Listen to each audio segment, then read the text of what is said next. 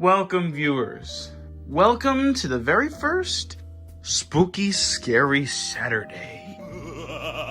In today's video, we are reviewing the 1997 film Funny Games. Written and directed by Mikhail Haneke, the movie aims to be a satire on American horror films. Now, before I get into things, this movie is incredible, and I really think the best way to view it is knowing absolutely nothing about it. So genuinely, before you keep going in this video, go watch it and come right back.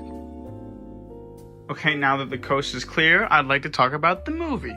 Funny Games is a movie about a family of three going up to their vacation home. It's a good time for the whole family. As the family's starting to settle in, some strange boy knocks at the door, and one of our main characters, Anna, goes and opens said door. Apparently the boys needed some eggs, and Anna's delightful to help until this boy then drops the eggs, and she's like, "Oh, it's okay." And he's like, "Oh, silly me," and they hug it out, it's fine. And then she goes to get him more eggs, and he accidentally drops the phone in the sink, and then he breaks those eggs. And then his little buddy Paul shows up, and then like, "Yo, bitch, give me eggs." And she's not having it, so she gets really upset and goes in her room, and her husband, Georgi, is asking them very nicely to go. And they don't listen, and they hit him with a golf club, and hijinks ensue. One of the things this film does really well is it constantly makes you feel safe and then completely subverts that and freaks you the hell out and messes with your nerves. There are multiple scenes where I felt safe and secure, and then it just kind of shook the shit out of me, and I was not prepared at all. And I love when a movie can pull the rug right out from under me. Even just the opening of the movie is the family driving in their car, cruising down the road to some peaceful music. And then as soon as the title card comes up, it starts playing Bonehead, and you're freaking the fuck out because it's just screaming and drums. Is completely different than what you were listening to prior. Just the scene where Peter shows up to the door is so unsettling, and it's almost for no reason. Like, these boys haven't done anything yet. We don't even know their intention, but we know they're not supposed to be there. The cinematography for this movie was done by Jürgen Jürgs, and the shots are absolutely incredible. I love the amount of still frames that are just us watching our characters unpack what is happening around them. How most of the shots in the beginning of the family talking are just them doing things, and we just focus on their hands while we hear their conversations in the background. This movie was supposed to combat most of American horror culture, with the fact that it wanted to be an exact opposite of what a horror movie would be like. For instance, most of the violence that happens isn't really shown. Irreversible deaths happen off screen, and even when Georg gets hit with the golf club in the beginning, you never even see it directly strike him. You just kind of see it whoosh by him, and then he falls down in a different shot. The movie doesn't go out of its way to show violence, where most other horror movies would. It is just as dark and disturbing and more messed up than most things I've seen, and it does such an amazing job at it without being super bloody. I really hope I don't butcher this, and I also hope I wasn't butchering anybody else's name in this video, but Arno Frisch does an amazing job as Paul in this movie. On that note, every performance in this movie is amazing. Like, everybody plays their part so well, and I'm so happy with the original cast of this film. They all did such a spectacular job conveying their emotion in every scene they were in. Even Georg Jr. was an amazing character, and he was portrayed great. It was awesome to see that little guy running around and acting his ass off.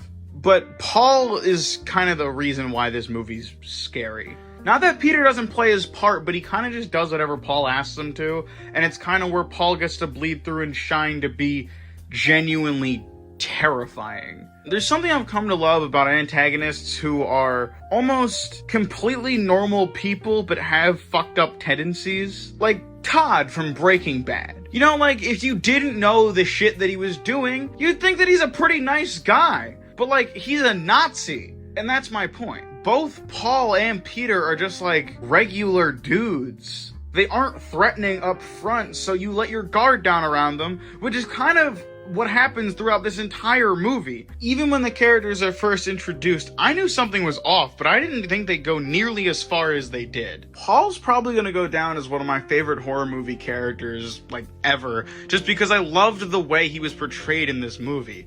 He knew what his plan was the whole time, and they were just playing into it. Something I also love about the aggressors in this movie is that they kinda aren't.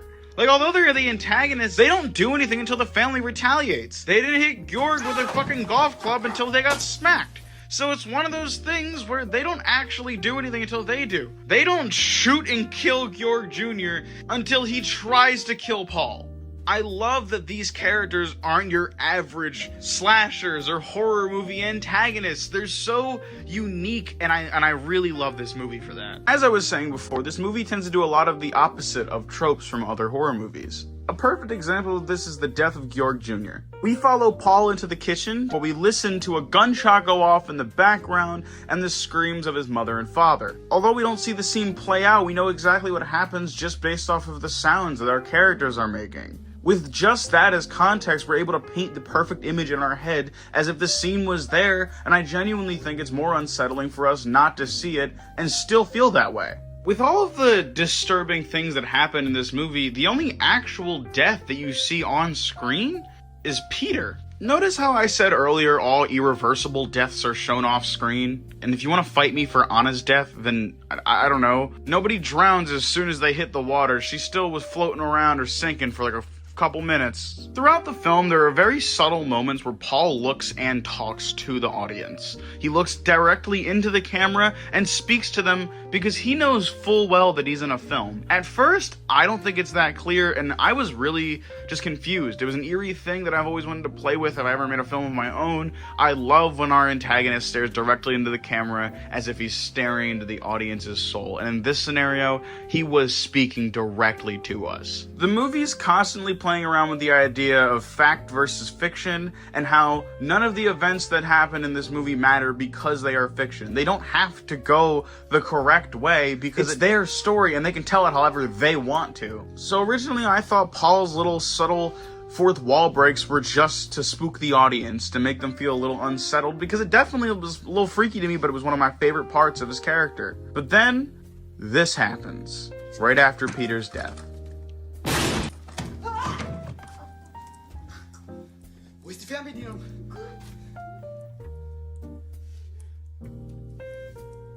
Paul finds the remote in the room and hits rewind on the movie, making it actually rewind the whole film back to right before Peter got shot, stopping that from happening and causing them to survive longer to torment their victims. I love this scene because it's the only time in the entire film that we see Paul genuinely freaked out for a moment. He is actually scared. He doesn't know what he's going to do next if he can't find the remote. And when he does, he's relieved. But the fact that we actually see him with a sense of vulnerability just for a second is so interesting to me. Only because he's so nonchalant throughout this whole movie, and then it gets you to think. If they rewound the movie here, how many other times in this movie was it rewound? These fuckers have been doing it forever! At this point, we end up realizing that Paul is fully aware that he's in a fictional movie and is going to take as much advantage of that as possible. The writer of the film once said, "It's the duty of art to ask questions, not to provide answers. And if you'd like a clearer answer, I'll pass." I feel like that quote pretty much sums up this movie. There aren't direct answers to the questions you'll have, like, how the fuck does Paul control the movie he's in? But it kind of just makes you ask questions like, was he doing it the whole time? How many other times has he done this? Is this the first time this has happened? Like, this movie leaves it up in the air and with no actual explanation into what's really going on. Towards the end of the film, Peter and Paul have a conversation about fact and fiction. How you can tell whether things are reality or they're just fake. Basically asking themselves whether the moment they're in right now is their reality or if it's just fake. And then they repeat the whole process all over again. Going to a different door, saying that a different family was asking for eggs. It's the circle of life. Funny Games is one of my favorite movies to ever stumble across, and I'm really excited to watch the American one at some point. I'm gonna give Funny Games 1997 an 8+. Is that a little bit of a weird answer? Yeah, that's the one that feels right to me, and we're moving on. Next week I'm watching The Witch. Bye!